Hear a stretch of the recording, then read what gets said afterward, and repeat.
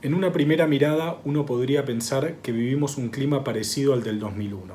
En primer lugar, niveles insoportables de pobreza, indigencia y desempleo. La pobreza superó el 40% en la última medición del INDEC. Se duplicó la cantidad de personas que viven de la recolección de residuos en la ciudad de Buenos Aires. Estamos ante un panorama socioeconómico solo comparable al que vimos hace 20 años, cuando estalló la crisis del 2001. En segundo lugar, ciertos niveles de apatía y desencanto, una especie de clima antipolítico que se respira en algunos lugares de la sociedad. De hecho, las últimas elecciones presidenciales fueron las de más baja participación desde la recuperación de la democracia, algo que recuerda, aunque no es exactamente lo mismo, pero recuerda al voto bronca de las elecciones previas al estallido del 2001. Y por último, y quizás como dato más importante, una idea general de fracaso contundente, total, absoluto de la Argentina. Esta idea de que la Argentina es un país que se muerde la cola, la Argentina del día de la marmota, la Argentina del eterno retorno, la Argentina en la que siempre termina pasando más o menos lo mismo y que no logra salir de esta especie de espiral de decadencia en el que se encuentra inserto desde hace muchos años. Todos estos datos podrían hacernos pensar que Argentina atraviesa una situación parecida al del 2001. Y si bien es cierto que esto es así, que todo esto es verdad, yo creo que por otra parte estamos en un momento muy diferente, en una crisis muy diferente al del 2001. Una mirada más atenta nos debería llevar a entender, en primer lugar, que la Argentina en la que estamos insertos ahora, en la que vivimos ahora, es una Argentina que fue construida en buena medida como respuesta a la crisis del 2001. Es decir, no es una Argentina tan parecida a lo que condujo a la crisis del 2001 como a lo que vino después.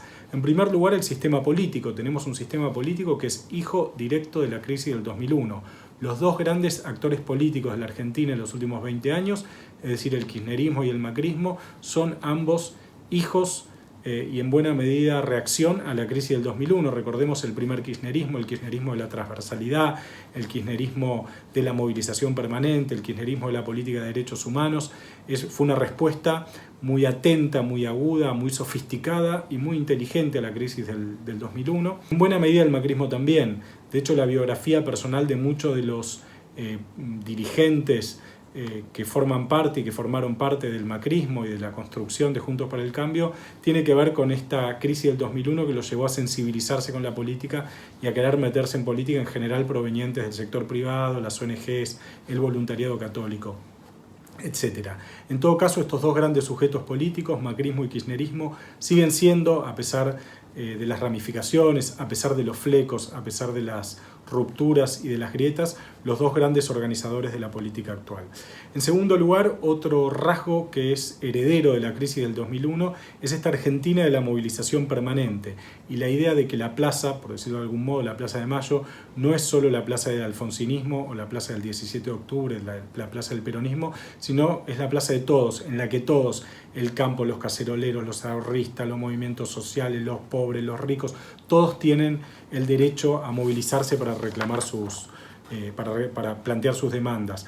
La movilización de los productores agropecuarios del 2008 fue la forma en la cual un sector muy beneficiado por el momento político de la Argentina, el momento económico de la Argentina, manifestaba su rechazo a una política estatal de aumento de la carga impositiva, de aumento de las retenciones. Bueno, desde el 2001 todos, los ricos, los pobres, la clase media, los ahorristas, todos se sienten con derecho a reclamar en público. Y por último, un rasgo que también es consecuencia, un aspecto que también es consecuencia del 2001, del estallido del 2001, es lo que podríamos llamar las nuevas tecnologías de la contención social. Me refiero, por supuesto, a los derechos ganados durante el kirchnerismo, la jubilación universal, la asignación universal por hijo, los diferentes planes de estímulo para los estudiantes, las becas, los planes de empleo, los programas de trabajo, las cooperativas, etc. Todo esto terminó formando un entramado de contención social muy poderoso, muy efectivo, mucho más eficaz de lo que muchas veces se piensa, que evitó que se produzca un nuevo 2001, que evitó que se produzca un nuevo estallido a la altura del 2001. Fue crucial también en ese punto otra de las grandes consecuencias de la crisis del 2001, que es la explosión de los movimientos sociales y de la organización popular en los barrios, que permitió que las sucesivas crisis que se fueron dando, por ejemplo la devaluación del 2014, toda la última etapa del gobierno de Mauricio Macri, no derivara en saqueos en los supermercados, en estallido social y en violencia represiva. Entonces, Argentina, y esta es por ahí la conclusión de esta columna, de este espacio, Argentina está atravesando su tercera gran crisis desde la recuperación de la democracia. Tuvimos la crisis del final del alfonsinismo, tuvimos la crisis dramática del 2001, de la que se recuerdan 20 años, y estamos atravesando esta crisis que empezó en el final del gobierno de Macri, que la pandemia profundizó y que todavía no se termina de resolver. Un país es muchas cosas, un país es también la suma de todas sus crisis.